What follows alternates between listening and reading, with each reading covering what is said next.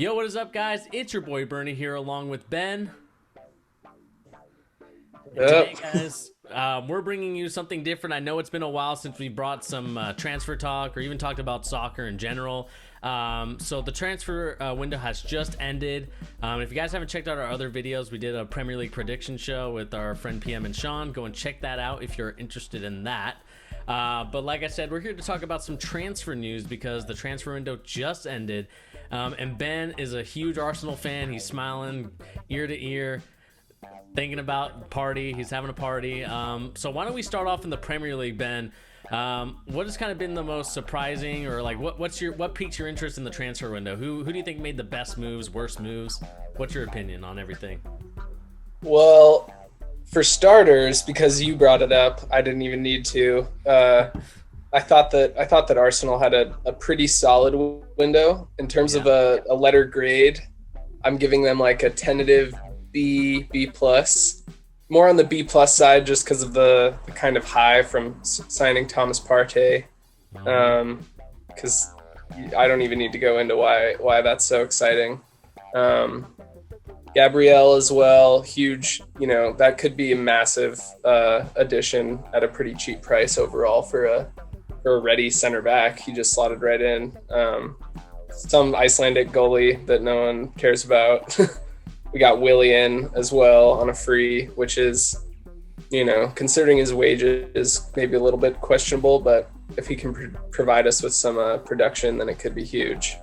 And then three other things. We got El Neni back on loan, who some of the Arsenal fans might not be a huge fan of, but I think that he's steady and pretty error resistant. So I think we could be seeing a little bit more of him than we expected.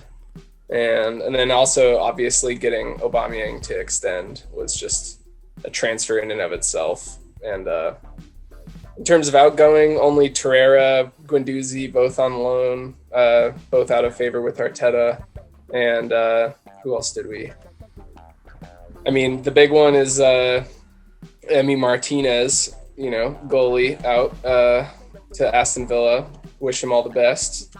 But moving up the table a little bit, or up the grades, I would say that. Forgetting about someone, Ben.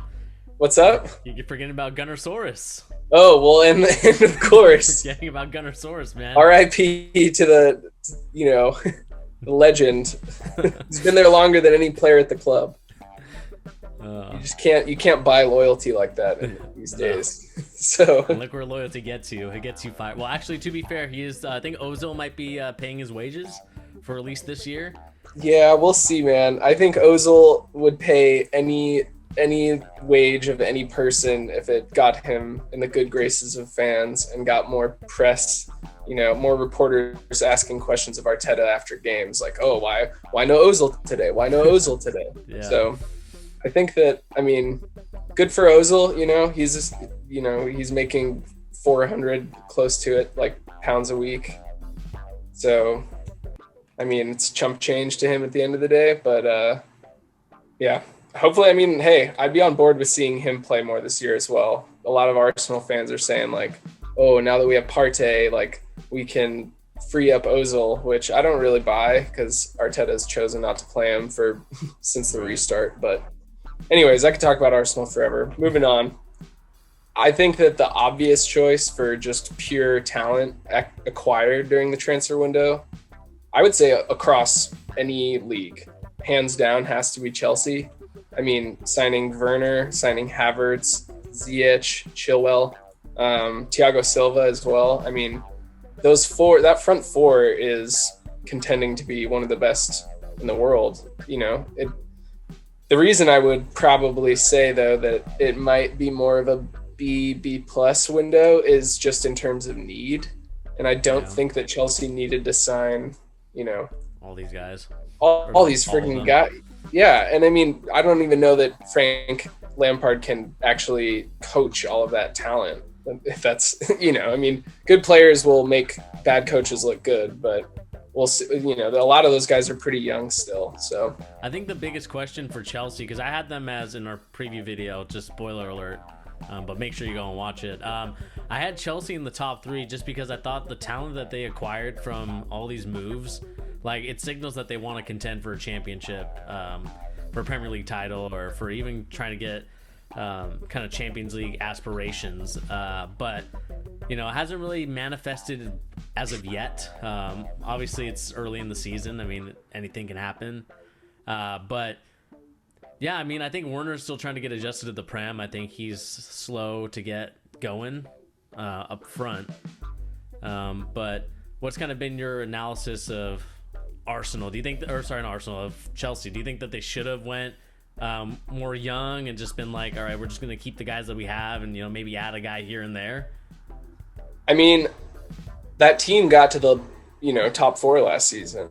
Like, they, with quote unquote Project Youth, Tammy, Mason Mount, Pulisic, when Franks finally decided that he would play after what felt like years at the beginning of the season where Pulisic wasn't getting started. But to me, it's not. I mean, their offense will do whatever their offense will, but it's their defense just has too many gaps. And I mean, they bought a goalie as well this window, Edouard Mendy. But I mean, 2 years ago they spent the most money ever on a goalie, and so I don't know. I mean, with a team like Chelsea, I can't grade, like, you know, for in fact my Arsenal fandom, I can't grade our ability to do transfer business against theirs, because they can just splash as much as, like, it's a bottomless pit. And so it, like, but in my opinion, they should have gone for like a Partey style player, because Conte's not playing really that much anymore and not being used the correct way. And they need more like top class center backs. And they went out and bought like 2 strikers and a winger and a 36-year-old center back. And I don't know. I think that the jury's still out on them. I was going to say that Chilwell, I wasn't necessarily sold on for 50 mil, but he just had a massive weekend last weekend. So I guess we'll have to see on that one. But yeah, I mean, I think that it's basically a no-brainer that Chelsea really came out on top this window in terms of just transfer outlay and who they got. And sometimes with Chelsea too, I think that they do a little bit of the like, well, we don't even need this player, but another team is linked to them, so we're just going to flex our financial, you know, power and just take it out from under someone. Because I think Liverpool wanted Timo Werner at one point. That kind of fell through, or maybe Liverpool backed off. But either way, Chelsea just swooping in and taking basically whoever they want at this point. Yeah, and then kind of moving on to another kind of shaky defense. Man City actually made some big splashes. I mean, they've been trying to make big splashes defensively, because that's kind of what their biggest weakness is. They got Ruben Diaz from Benfica. I mean, obviously, I think the winner is probably Benfica, just for how much money they got for him. No doubt. But like for you, when you look at a team like Man City, who right now, like I felt like talking about them in our preview, talking about them in different videos. I think and even just talking with you guys in our chat group, I think the biggest thing for Man City now is trying to win a Champions League. I think that's kind of the number one goal that they want. I think Pep wants to do it. But the defense is kind of what's killed them each and every year. You know, having to spend $400 million on their defensive line, and it's just nothing's really worked for them. So what do you make of Man City and what they've been able to do or not do? Well, I think it's, you know, it's well known that they were pretty interested in Koulibaly like all summer, and I think that if your goal is to win the Champions League, then what they spent on Ake and Diaz, which is more than enough to combine up to what Koulibaly's valuation was at Napoli. Like, I think that is the signing, you know, like that. You have Laporte in the back, you have Stones, Stones is kind of average, but I don't know why you would spend as much as they did. I mean, I like Ake and Diaz. I think they're both good players, but why wouldn't you just go for the ready-made, true world-class center back in Koulibaly, and then like De Bruyne is getting older, Aguero's getting older. Like, you either go all in right now, because Pep's probably gone soon anyways. You think so? I mean, he seems to me like the kind of coach that when it gets a little stormy, and he hasn't necessarily dominated. I mean, he dominated the Premier League at first, I mean, not at first, but eventually he completely stamped his name on it. But I don't know. I could see him going anywhere else now, like just all over. But I mean, City overall, I gave them a C in this transfer window because I think that losing Sane, I mean, David Silva is a huge loss, even though his contract expired. I don't think City were necessarily eager to renew because of his age. But yeah, I mean, they also lost backup goalie Claudio Bravo, I feel like he's come in clutch a bunch for them when Ederson's gotten injured or a red card or whatever. Yeah. But I don't know. I mean, for City, they spend so much on defenders over the last 4 years, and it's still the shakiest part of their team. They'll always have goals, but I don't know. Just look at what happened with Leicester like 2 weeks ago. Bad news. Yeah, and it just kind of sucks for City fans for not having for all the money that they spend, for everything that they do in the transfer windows every year, splashing out on young talent, on well-known players. They just can't seem to get the job done, and that's why every time I don't give them a good grade, because it seems like they're just trying to keep chasing this elusive dream of trying to win the Champions League, and so far it hasn't panned out per se. But let's move on to the other Manchester City team, Man United. Again, the rumors of Sancho, Thiago was going to be going to them. I feel like if you're a Man United fan, you just feel so heartbroken by the way that your club has not really taken care of you. Yeah, I mean, in terms of a letter grade, I gave them a D+ because I think that the trio of Van de Beek, Telles, and Cavani are all, on paper, good signings, good players, good value. But why sign Van de Beek? Why sign Telles? Why sign Cavani? I just don't understand why those players. Because in Van de Beek, they have a player that's basically plays the same role as a Pogba or a Bruno if they want to, their midfield three can't all be attacking focused box to box mids. They can't, they just can't sustain that. And so are they going to put McTominay behind them, Matic? I feel like that was a big need that they needed to address this window, was signing a more defensive midfielder, and they did nothing of the like. And then, of course, I mean, spending 80 million on Harry Maguire last summer is really coming back to bite them, as he pulled down his own teammate last week. Maybe that's why they bought Telles, because Harry Maguire won't pull him down as likely. I don't know, but yeah, I mean, just pretty disappointing. If I was a Man U fan, obviously they were all in on Sancho all summer and could not get that deal over the line. I mean, I don't really see. I mean, I see the value in buying Sancho. He's a world-class talent, but I don't see the need in Man U's roster for a player like that. And so, I mean, it just seems to me like they're trying to get whatever they can. But I mean, for what they spent on Van de Beek, they could have spent on a Partey or a Højbjerg who went to Tottenham, or just like a player with a little bit more industry that can actually sit on the front of the back line. But other than that, I mean, they signed a winger from Atalanta that won't come back to Man U until January. He seems promising, but the big one, and I think this is what gave them the D+ instead of just the harsh passing grade, okay, was the signing of Facundo Pellistri, who was a young Uruguayan midfielder, / winger. And if we're throwing out hot takes, I think that this could be one of the steals of the window, because you look at the business that Arsenal did last year or City did, 3 or 4 years ago.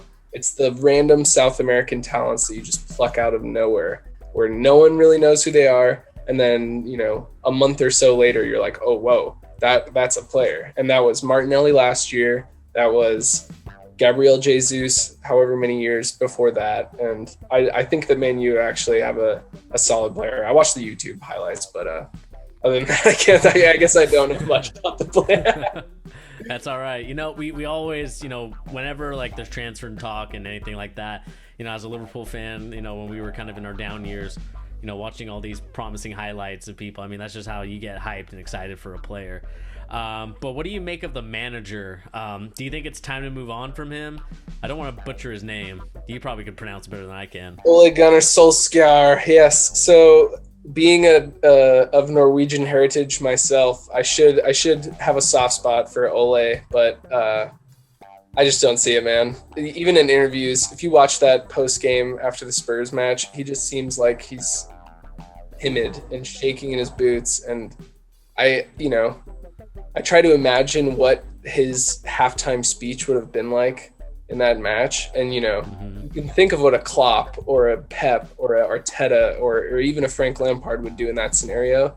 And I just don't see Ole grabbing someone by the scruff of the neck and being like, screw your head on, let's go. Like, I can't see him doing that. And so I think that he's been there for too long on goodwill.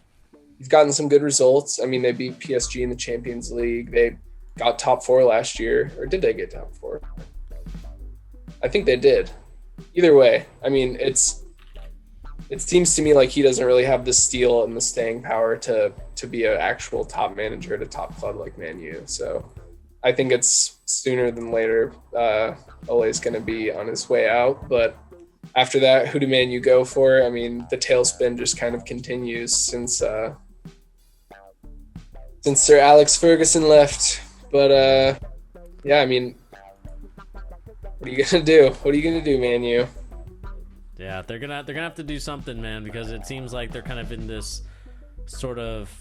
A lot of players are not going to Man U anymore. They don't have the clout that they normally do. I mean, we don't really see like the prestige and honor of being a Man United player. I mean, it went from like, all these great legends, David Beckham, Wayne Rooney, kind of my prior knowledge before I understood these guys a little bit more, kind of watching more soccer.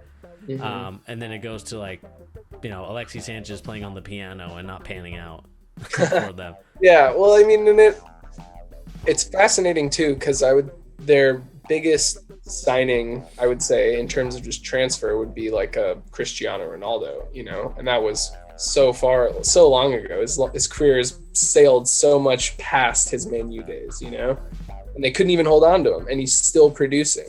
And I think that, after that, after Sir Alex left, they sign, like Di Maria, doesn't pan out.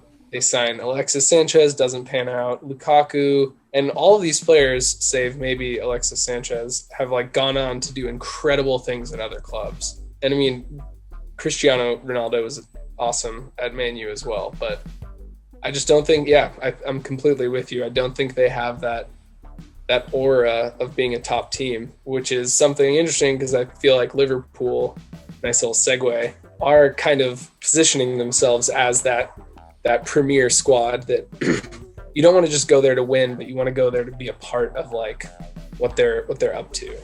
I mean, it looks like fun playing for that team, and I think that's why they were able to sign someone like Thiago, who had to have had just any number of clubs looking for his signature. Right. I mean, he could have chosen really any club in the world, and he would be starting there. So it's kind of a letter of intent from him and from Liverpool that this is the year to, continue. No Warriors post-finals blues. They're going to jump back in. And whatever happened last weekend at Villa, I watched the whole game. I honestly think that you can just chalk it up to just like one of those days. It is what it is. Yeah. The ultimate trump card. It is what it is. It is what it is. But other than that, I mean, they signed a backup left back, which is huge.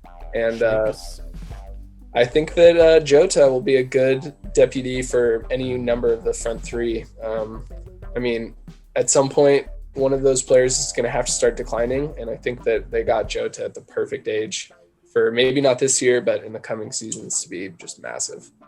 Yeah, I think with Liverpool, I think their big thing is like when they get players or someone that they're interested in, they got to go through the process. They got to go through like all the stamina training, because the amount of like metal football, as it used to be called, heavy metal football, is just like, it's absolutely ridiculous. And the things that that you kind of watch and the highlights and kind of the things that you hear, it's like absolutely ridiculous. Like I think I would pass out on my first if I ever trained there. Yeah, It would just be like ridiculous. I think that Jurgen Klopp is up to something for sure. I'm excited to see how they rebound after the Villa loss, to see if they can, maybe reintegrate Thiago after his COVID diagnosis. But huge match against informed Everton, and that unless you have anything more on Liverpool, I think Everton had one of the best. Let's segue to them. They're a very interesting squad. Yeah, man. I think that on Allen and Doucouré at the beginning of the window, I would have been like, oh yeah, great window. Like two awesome players with so much to give and like make that midfield just one of the best in the Premier League. Then I started seeing the Hamas links, and I can't lie, my initial reaction was a little bit like, A little suspect. He's washed, man. That was what I thought. And the truth is in the writing, because he's been just pure class for them, and it's really a joy to watch him play again. So I think that Everton, just signing that midfield three is an incredible letter of intent, and with players like Calvert-Lewin and Richarlison, that's a huge window. But I would say as well, though, that they maybe didn't make enough defensive additions. And their outside backs are getting old. Michael Keane is a great center back, but I think that there are some question marks in the back line, and I don't know. I don't see them making the long season run to push for top four. I think that they're kind of a spark right now, but I think that spark will probably die as the kind of trudge of the Premier League rolls on. But still impressive overall signings. Yeah, like you talked about, I think Everton's a very interesting squad. You bring in all these guys, it actually finally makes the Liverpool and Everton derby like actually an interesting one to watch finally. Before it was just kind of like Everton's always been a joke. Like they always try to catch up to Liverpool in many aspects, like even when we had our down years. And it's just I always felt bad for them, because it's like it's not a bad squad. Like they have some pieces. Like I love Richarlison so much. Yeah. I think he brings a lot to the table. You get rid of a couple guys. I think who else was there? Yeah, like you said, Doucouré, just absolutely beautiful football from him. And then the Hamas thing, I think I was like you in that one too, in that camp. Like, he's a little bit washed. Like, yeah, it's like a nice signing, but is he really going to make an impact in the league? And he's obviously proved the haters wrong so far at this part of the season. And, they got the squad rolling. And I think Everton, I can't remember where I had them in my Premier League prediction, so go and check that out. Another shameless plug. But yeah, Everton, another great squad, and I kind of want to transition to kind of going back to Liverpool and who we played last week, and that's Aston Villa and their signings. I thought they made some very interesting signings, and also really good ones too. Ollie Watkins, obviously, enough said after all the goals he scored. Absolutely a beast. They still got Grealish, who they were able to keep. Huge. That's like a new signing. Yeah. After all that stuff. And then it looks like they got Ross Barkley on loan from Chelsea. And then they got Traore. I don't know what you think about him. And then they, of course, have your keeper, Martinez.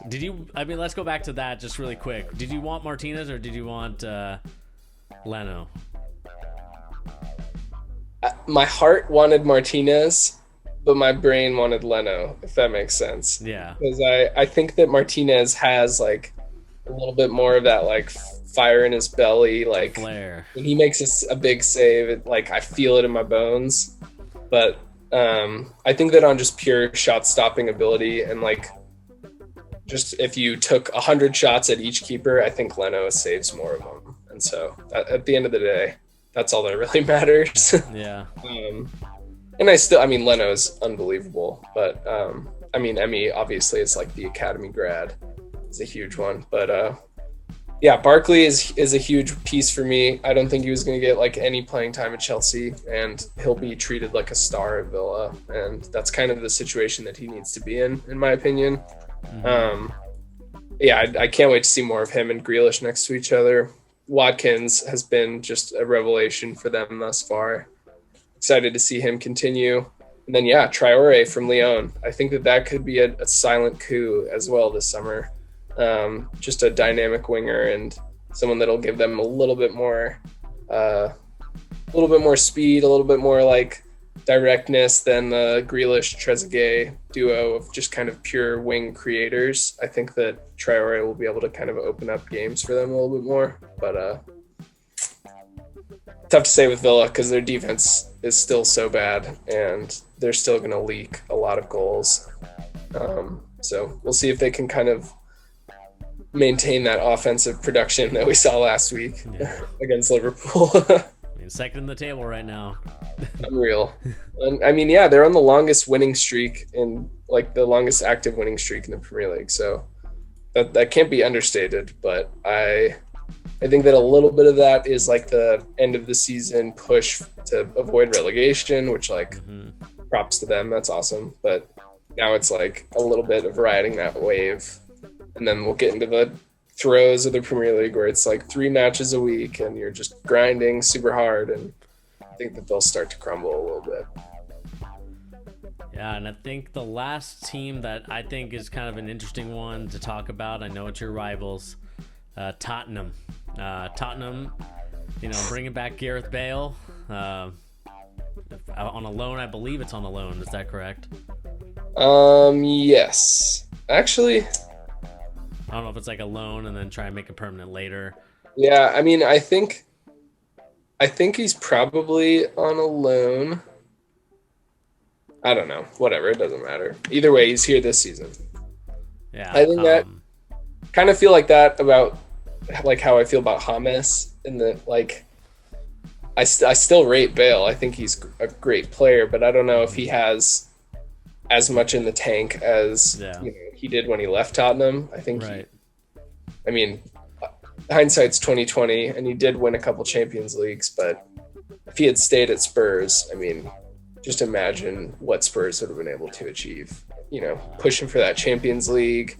There was a couple seasons they were in for the Premier League. I mean, I don't know. It's tough to say, but other than Bale, I mean, signing a left back in Reguilon, which is interesting because I think that Man U were also linked to the player, but because Real want like a buyback clause, Man U were like, nah, screw that. And Tottenham were like, sure, whatever, we'll take the player. So, I mean, could be a short-term gain for them. And then if he's class, then possibly will be bought back by Real. But other than that, they also signed one of my favorite Premier League players is Pierre-Emile Højbjerg. Yes, dude. He is a tank. He just is like, his teeth look like he's had him knocked out. Like he's just tatted up. He just looks like a pirate. And he's just a complete bruising cruncher in midfield. And I could see, I mean, he's already looked really solid from what I've seen, but I could see him being a really, really solid addition for them. And then other than that, they signed Doherty from Wolves. Mm-hmm. And we'll see how that pans out. Doherty more of like a wing back than a right back. But, I mean, I think that was a pretty solid window from Spurs. They failed to make a move for Inter center back, what's his name, Skriniar. That kind of fell through on deadline day. But I think that would have been a huge move for them because they lost Vertonghen. Their backline is aging. I mean, it's interesting how through most of this Premier League window, I would say of the top 6, 4 or 5 of them really needed center backs. And I don't think that enough of the teams made moves in that direction. I mean, Arsenal signed Gabriel and we signed Mari on permanent, and, Liverpool. Did you guys lose Lovren? Is that?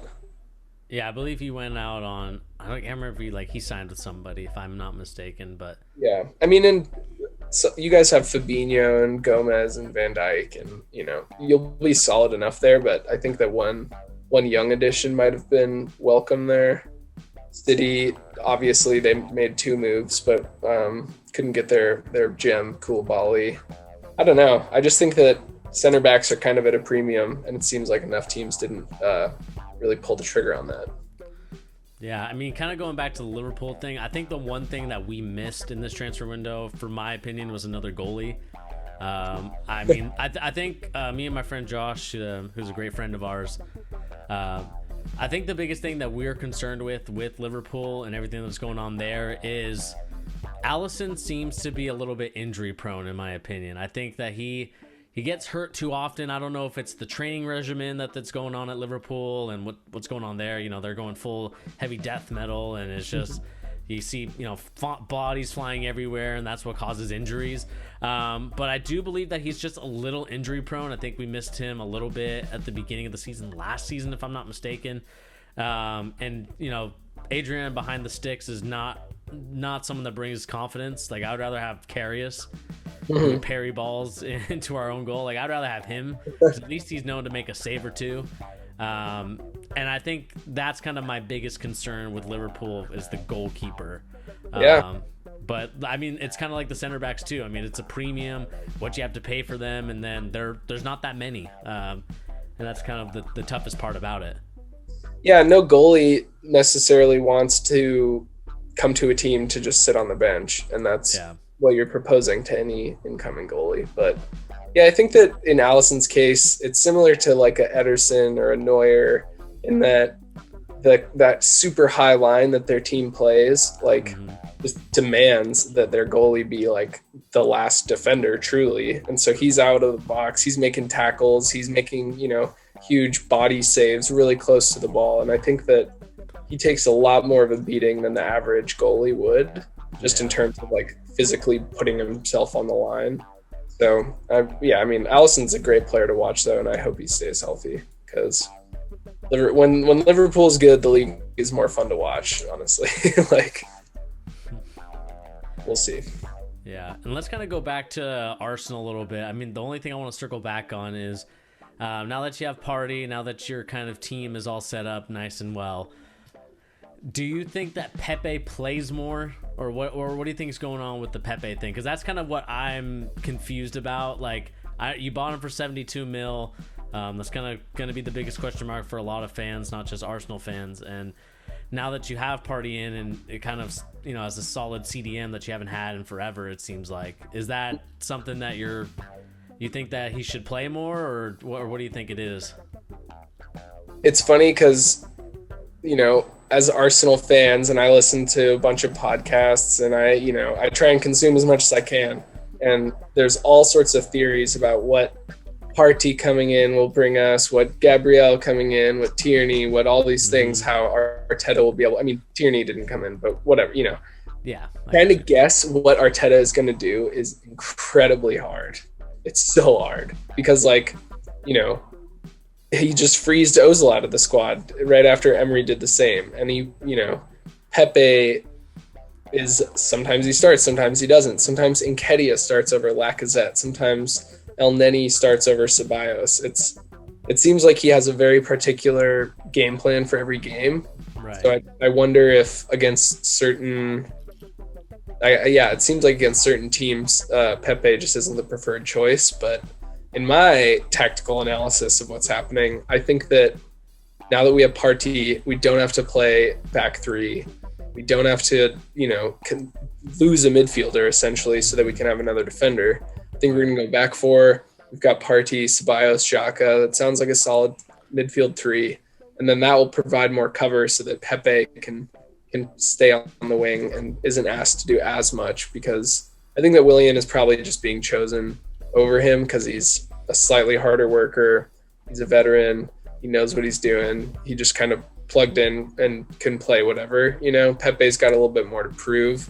He's going to try and do more, whereas Willian is content with just kind of being a piece. So jury's still out. I still have really high hopes for Pepe, but the main one for me is seeing more of Bukayo Saka, because he's just been a revelation. And for sure, especially, I mean, you know, many Arsenal fans will say like, oh, we could have signed Aouar, like, and I wish we had. That would have been awesome. But I think that we have the creativity in our side. People always decry that we don't have enough creativity. I think we just needed that Partey piece, that person who is going to free up our creators, give us more space, give us more time on the ball, give us more defensive stability. And yeah, I think the chances are going to pour in for Aubameyang. Yeah, because I mean that's kind of the biggest thing that Arsenal fans are going to be looking for this year. Obviously, with the re-signing of Aubameyang to new contract, obviously bigger expectations. Well, maybe not bigger, but the same expectations of scoring that many goals, being at least top 2 or top 3 in the Golden Boot, and so that's exciting to see. I mean, I think another thing too for Arsenal is where do you land on the Lacazette train? Are you for him? Are you against him? Because I always loved him, and that's just because I was like a FIFA head, so I always like loved playing with him when he was at Olympio. No, what I can't even remember. Yeah. I'm kind of sometimes I'm hot on Lacazette, sometimes I'm cold. I think that if we could have shipped him out this summer for like around like 25-30 mil, I think that would have been really good business. Because I think that, I mean, I would prefer to play Aubameyang through the middle and free up one of the wings for all of our incredibly exciting wing players.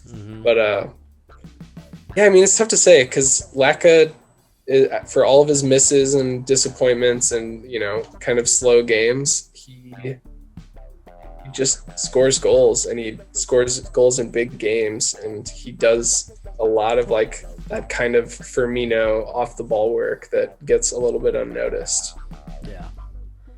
Yeah, and I think that's kind of, I think the biggest question for Arsenal. And then now that you have made those signings, I think the bigger question is where do you feel like you guys end up? Are you guys, is this like an official top 4 push type of move? Oh yes. Okay. I think that with the kind of Chelsea, Man U, Spurs, Everton, you know, I think that Liverpool and City are kind of locks just on squad talent alone.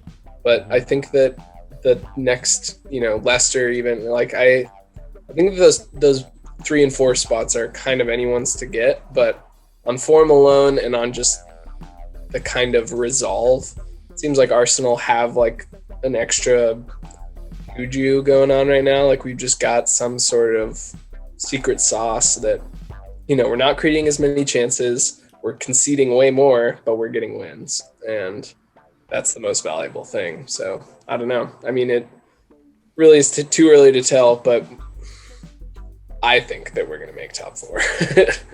All right. You hear to hear first. Top 4 with Partey. With the signing there, you're going to have Simeone on you because of how you took Partey from him. He's going to convince you now. Did you hear what he said, apparently? No, I didn't hear what he said. I know he was very upset, though. I will censor myself, but I guess he said, like, I can't stand this, like, Arsenal team. I'm going to take that cannon and shove it up there. Damn, okay. I mean, Simeone seems like an incredibly intense guy, and I mean, I do think that they're getting a good player in Torreira. He'd never really played out at Arsenal, but seems kind of tailor-made for the Atletico style, so could be a good kind of two-way trade. But yeah, I would not want to be on the receiving end of his anger and fury after losing a player as good as Partey. Yeah, and let's kind of move on and branch out from the Premier League into the horizon known as the rest of the league. And, you know, kind of talking about the big boys here, you know, you got, you know, Barcelona signing Dest. I believe they signed Pjanic as well. I mean, what do you make of Barcelona's transfer? I mean, they lost Luis Suarez on a... Kept Messi. Yeah, kept Messi, which is the biggest one, but...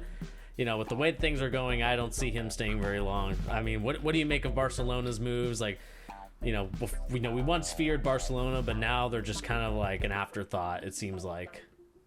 Yeah, I mean, well, disclaimer, I picked Barca in our Champions League draft, so I'm going to wax lyrically about why I think they're good.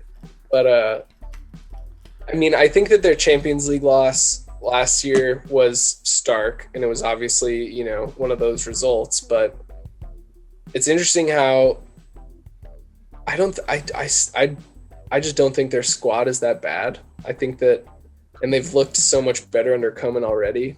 I think that they're going to be, if ever it was the time to be, I think they're going to be kind of a dark horse this year, just in the sense that everyone is writing them off, and I think that they might have a little bit of fire in the tank of the guys like Piqué and Alba and Busquets and Messi, these guys that have been there forever. And yeah, I mean, Dest, awesome signing. Obviously he's American, so woo-woo. But he's still young. He's pretty unproven, and they lose, who was a starter in Semedo to Wolves. And I mean, other than that, yeah, Pjanic and Coutinho coming back from loan, and it looks like Koeman's going to be playing him. But yeah, then they lose. I mean, Suarez, massive loss. Vidal, I think, massive loss. Just that kind of glue guy, midfielder.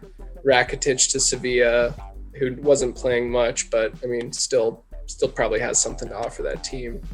And then Arthur and Semedo. So, I mean, in terms of transfer window, I don't think Barca did it this summer. I think that it sounds to me like they were completely broke and a move fell through for Memphis Depay on deadline day. So seems to me like they're kind of grasping at straws financially, but as long as you got Messi, you can sell those shirts, baby. Yeah, I mean, that's kind of like the biggest thing for Barca. I think these last couple of years they've been doing that. They've been trying to grasp at things and seeing like what, try to throw stuff and see if something sticks and works.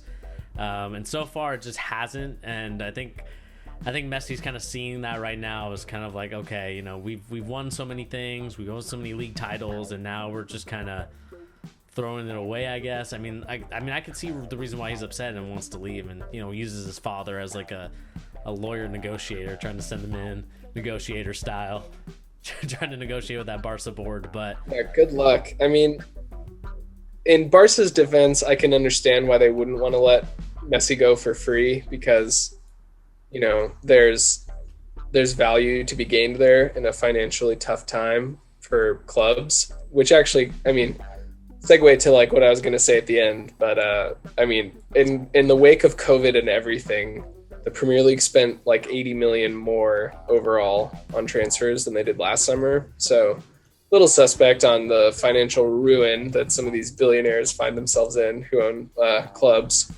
But in Barca's case, yeah, I mean, it seems to me like they are actually desperate for cash. So it would have made sense to me if they had sold him to a city for whatever, 180 mil, like get some cash in. The player leaves on terms that he wants to, and then they can go and spend that somewhere else. But I mean, hey, it's Messi. You kind of got to go with what sells the shirts and what sells the tickets, basically. I mean, no tickets right now, but yeah, you're totally right. Yeah, so I think that's kind of the big thing with Barca. But let's move on to Real Madrid, who signed exactly no one this window, which is crazy to say for a Man United. Or sorry, I don't know why I keep wanting to say Man United. For a Real Madrid team, that's insane. I mean, I consider this a signing just because he's coming back from his loan, but my Norwegian brother Martin Odegaard is the Sauce King, and career mode legend. He is, career mode legend. Sign him in your career mode. I think he's a really great player, and he played really well for Sociedad last year. I think he could kind of slot into that Real team. I'm also hoping he doesn't do so well so that Arsenal can buy him. But other than that, I mean, outgoings, the biggest one for me is losing Hakimi to Inter, who was super exciting for Dortmund last year, and they basically let him go for next to nothing. And then they lose Reguilon to Spurs, Bale to Spurs, Hamas to Everton. I mean, most of those are kind of just offloading because Real has such an extensive loan network, but at the same time, no incoming and a lot of outgoing. So it's interesting to see what this season will play like for them. But with guys like Hazard and Benzema and Vinicius, they're going to be exciting no matter what. Yeah, and I think really what they're looking for is probably the couple years down the line with a certain French player playing on PSG. Yeah, of course. I think that's probably why Liverpool were slightly quiet this summer as well. But hey, it's hard not to think. I'm praying. Mbappe's just got Real written all over him. I think there's next to no chance that he goes anywhere else. I mean, Liverpool on paper, I would say, are a better team than Real right now, but there's nothing like putting on that white shirt and their lineage of French players. I mean, it speaks for itself. I mean, hey, we can create a white shirt, a second shirt and make it white. Yeah, okay. But yeah, no, I think I agree with you in terms of this year for Real Madrid. Nothing really much ingoing, outgoing stuff. You know, a Trump, it is what it is card again. Yeah. But let's talk about, I think, probably one of the bigger winners, and that's, I think, Bayern. I think Bayern, to me, I don't know about for you, but I think Bayern made some, you know, with the addition of Sané, got Douglas Costa back on a loan. I like Bayern. I mean, they won the Champions League last season. I think they're gonna, you know, be that well-oiled German machine like we know their cars are, BMWs, Porsches. I mean, they're well-oiled, and I think they're gonna go at it again, and it's gonna be fun to watch. Yeah, I mean, I think that Bayern's signings were really solid. I mean, getting Sané, Costa, and Marc Roca, who's like a young Spanish DM, who will be, I think, a really good player for them. But you got to look at the outgoings as well. I mean, they lose Thiago, who was just like the heartbeat of that Champions League run. They lose Perisic back to Inter. They lose Coutinho back to Barca. I mean, those are three really important players for how Bayern want to play and how, you know, like a Pep Man City, they really rotate. And it seems like, I don't know. I mean, it could be nothing because Bayern are such a machine and such a giant that they'll just, you know, siphon through, and Kimmich will go into midfield and replace Thiago. But at the same time, yeah, Sané is a huge signing. I mean, if he can stay healthy, he's like a top 10 player in the world. And in my opinion, I love Sané. But yeah, I mean, other than that, I think that another two teams that had pretty silently quiet but good windows were both of the Milan teams, Inter and AC. Inter making more of a push to be good now, in the sense that they're, I mean, pushing for the Serie A title and the Champions League, but they get Perisic back on loan. They got Kolarov from Roma, who's like 40 and still playing amazing. Hakimi from Real, Vidal from Barcelona. I mean, that's, if anything, that's a signal of intent that they're trying to be good now. And I think that they were really solid last year. So they should be pretty exciting this year. And for AC Milan, I mean, they signed the next Pirlo, Sandro Tonali, who wanted, you know, he was wanted by basically every Italian club, and I'm sure every big club in the rest of the world. But then they got my boy Ibra again, who's an ageless line of a man who just gets better with age. And I mean, they signed another Norwegian, Jens Petter Hauge, and Brahim Diaz from City. I mean, I think that that's a solid window for the next 5 years, you know? I mean, obviously Ibra is not going to be there for 5 years, but those other three are really nice moves for them.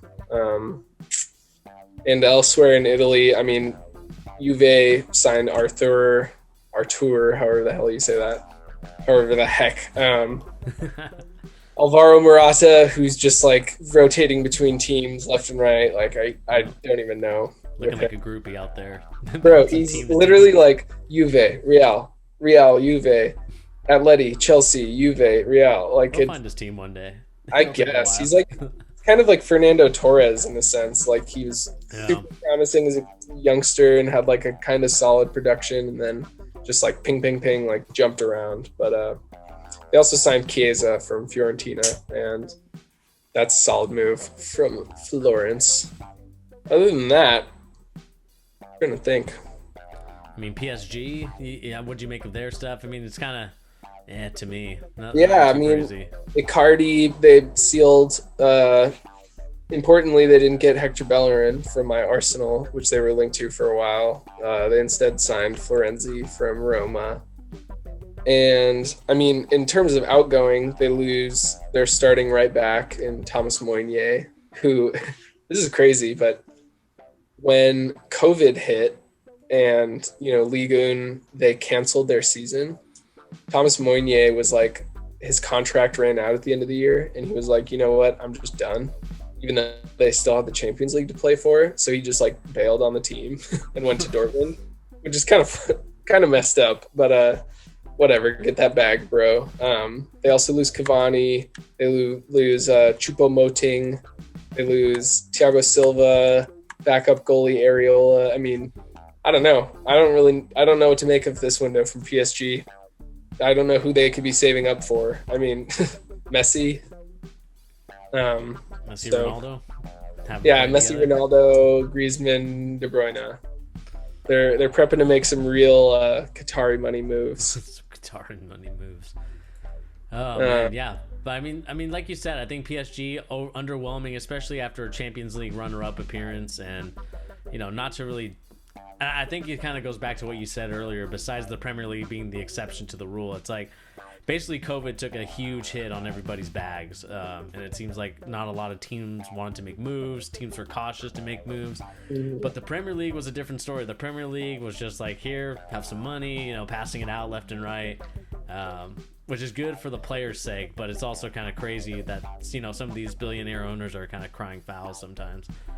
Yeah, and I mean, I think that in everything there's a nuance to all of this. Like in Arsenal's case, Stan Kroenke just spent like $8 billion on the Rams stadium, and it has yet to be a fan. Or it's not recouping that revenue that he was hoping for. Right. So I get that. In terms of their investments and how they allot them, I'm sure that a lot of owners and billionaires around the world are, hurting for specific transfer money fund cash that they were setting aside. But in the cases of like a Barca or Atleti or PSG, I think that those clubs, they don't get that Premier League TV revenue that's so big. They have much more of an owner-backed situation, whereas in the Premier League, there's just so much money to be had just from the TV that they share equally. And so that's how you're able to see like the Evertons, the Villas, Newcastle, they made some moves, it seemed like everyone in the Premier League was upgrading, and other than, save Man U, but it's hard to say how in the midst of COVID, all these transfer deals could have been done, but as a fan, you gotta say it. It's exciting, but we'll see. We will see. Yeah, and let's kind of get your final prediction. I asked PM, I asked Sean, give me your top 3, or I guess top 4 for the Premier League, and how after all the moves are made. What do you think? This year, I'm gonna go. I think Liverpool are the team best set up to win the Premier League this year. Although, I think they are. But if fans never come back, I might rescind that slightly, because I think that Liverpool really feed off of that Anfield crowd, that home field advantage. But I think that Liverpool just have too much talent. So I'd go Liverpool 1. Huge bias warning incoming. I think Arsenal have what it takes to overtake the struggling City and Chelsea. So I'm gonna just go ahead and slot them at 2. Feet to the fire. For a City behind us, and I think that it's hard to say, but I think that Chelsea will just eke in the number 4 with the talent that they have. I could hear the argument for Spurs as well. I think Spurs are a better built team than Chelsea, but whatever. We hate Tottenham. Yeah. So I can't say that. Other than that, Man U, Everton, Leicester. I see those teams kind of fighting over the scraps of 5th and 6th. All right, you guys heard it here first. Arsenal at number 2. That's going to be the clickbait title of this video. Arsenal are going to finish top of the league. They are going to go unbeaten after losing to Liverpool. They're going semi-invincible with 1 loss. Not clickbait. Not clickbait. But anyway, guys, that's going to do it here on the charts, talking some Premier League transfer talk, talking about who made the biggest moves, what moves we liked from certain teams. Of course, we went more in depth about the Premier League. If you want to know more about the other leagues as well, let us know with likes and comments in the comment section down below. Let us know if you guys want us to talk about those other teams, as we are focused primarily heavily on, of course, Arsenal Fan TV over here. Ben Anderson, and of course I feel like I talked for like 45 minutes just about Arsenal. and then you got me as a Liverpool fan. But you know, like Trump says, it is what it is, and we're gonna cut it there, guys. Like I said, leave likes, leave comments in the comment section down below if you guys want us to talk more about soccer, kind of like a weekly wrap up or something like that, maybe monthly, talk about, you know, what transpired, you know, maybe a live stream. If you're feeling a little frisky with the live stream, just let us know. But anyway, guys, before we head out, Ben, do you have anything to say to the fans before we head out of here? To all my fans, search for my OnlyFans. Search for his OnlyFans. You got Ben over here with his OnlyFans page. Anyway, guys, you hear the man. Hit that like button, hit that subscribe button, and we'll catch you on the next video. Peace, guys. Peace.